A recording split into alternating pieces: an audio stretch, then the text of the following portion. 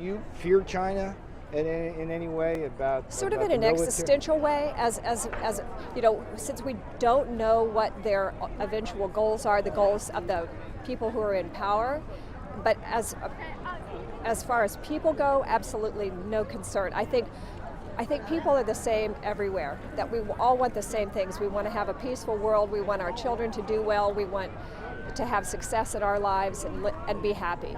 I wouldn't like to alarm everyone by saying we're at war with China, but we certainly have profound differences which they're prepared to settle by force.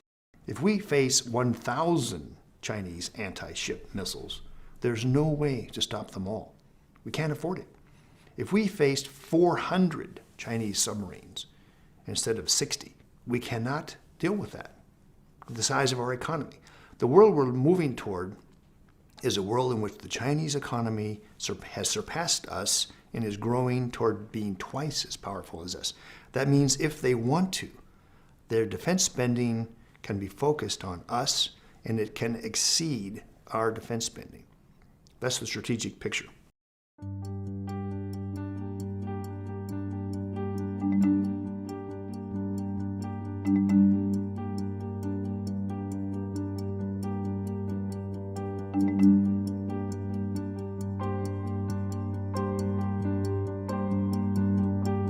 Hi, I'm Peter Navarro, and I'll be your host for what is essentially a detective story.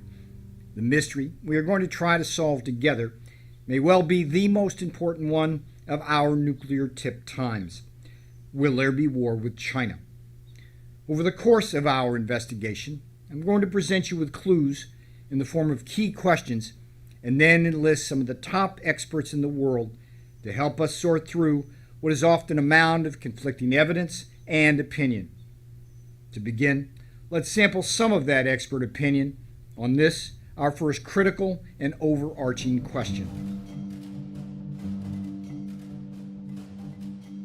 I think by any measure, the relevance and importance of Asia for the 21st century is crystal clear. Fastest rising middle classes, fastest accumulation of wealth, population growth, challenges to national security, implications of climate change. Every possible manifestation of human progress and development is going to play out in the Asia-Pacific region. In the midst of all of this is the fastest rise of a power to great power status, basically in the history of modern diplomacy. Of course, I'm talking about China here. China has a population which is about 5 times the size of the United States. And that means that if they have a comparable level of development, they probably will end up with a military 5 times larger. And I don't care what kind of technological edge we have, it would be very difficult to prevail over an adversary that is 5 times larger.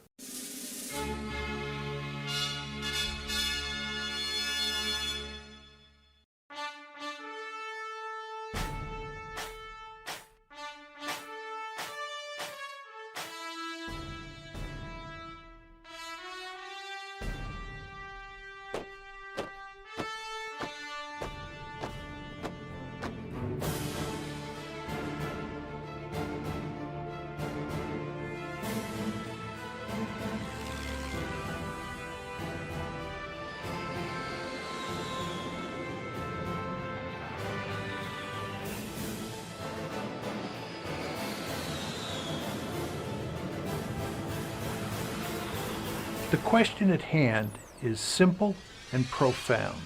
Can China rise peacefully? My answer is no. It's a highly unlikely conflict. I do not think conflict with China is likely. But then in early 1913, 1912, there were lots of books that explained how a war between France and Germany was impossible because of the economic connections. The response to that is never underestimate the human capacity for stupidity when operating in groups. I often call China the autistic power. It just does not seem capable of understanding how its behavior really scares the rest of the region. For a long time, we all listened to the Chinese talk about their peaceful rise, that they didn't want any problems with their neighbors, they didn't want any disruptions as a result of their rise. But the other part of it is increasingly now there are behaviors by the Chinese that are upsetting. What they're doing is they're just inching and slowly, it's not spiraling escalation, it's, if anything, it's salami tactics. They want to reclaim territories that they lost. They want to expand their military control over the seas within the first island chain, which is, if you look outwards from the Chinese continent, it's Japan, Taiwan, Philippines down here. I think it's almost for sure you'll have crises. You'll have crises, in the South China Sea and the East China Sea. I wouldn't be surprised if you had a crisis on the Korean Peninsula. And then, of course, you'll have the ever-present danger that those crises will escalate to wars.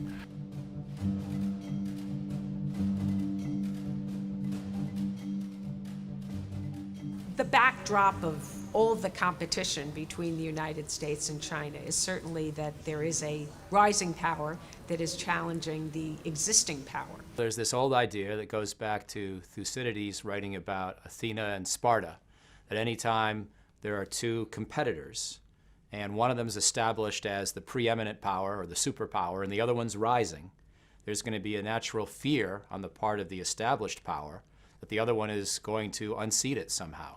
One scholar has claimed that in 15 cases since 1500, in 11 cases, conflict was the result. And if you think of war as the natural state among countries and that they always compete and want to take things from each other, then certainly a shift in power balance is going to create that fear. So this is, shall we say, the historical problem we're facing, what some people have called the Thucydides trap. Now, if you challenge any of those assumptions along the way, there may not be any Thucydides trap.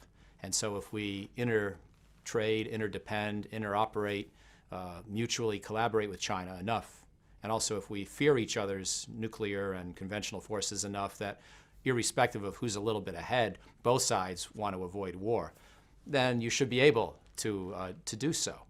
And in this case, because the United States is far away from China, and because the United States has a nuclear deterrent capability that China will never be able to take away, that the United States can remain very secure even as China becomes a very economically and militarily capable state.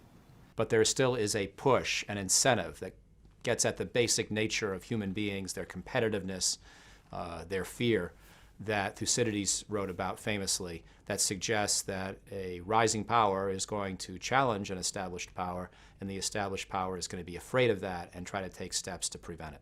The Chinese will try and best us, and we will try and best them, much the way the United States and the Soviet Union did during the Cold War.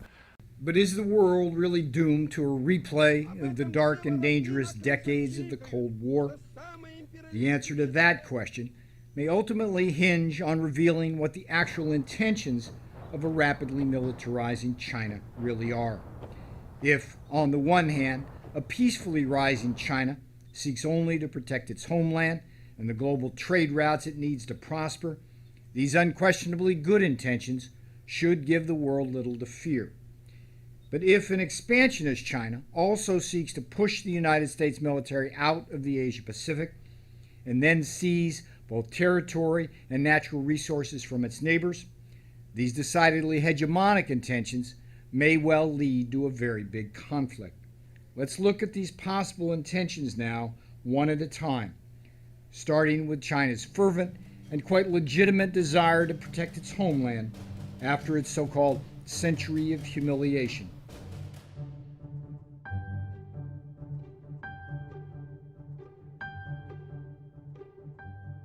When we consider national security questions, we take into account both capabilities on the one hand, but also intentions. The question of what's China's strategic intent is one of the really interesting questions of our time. This is a major intelligence debate going on right now in the U.S. government, trying to figure out what China's intentions are. Look, it's an open question as to what China wants. And in fact, it's not clear that China itself knows really what it wants. People say she's very aggressive. The immediate goal in China is hegemony, is to be the overlord of Asia.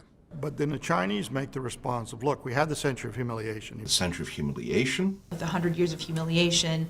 Western powers dominated and humiliated China for over 100 years.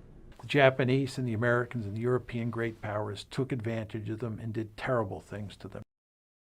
Terrible things did indeed happen to an imperial China that for centuries had been the undisputed dynasty and superpower in Asia, with vassal states that ranged from Nepal and Tibet in Central Asia to Korea and Japan in East Asia.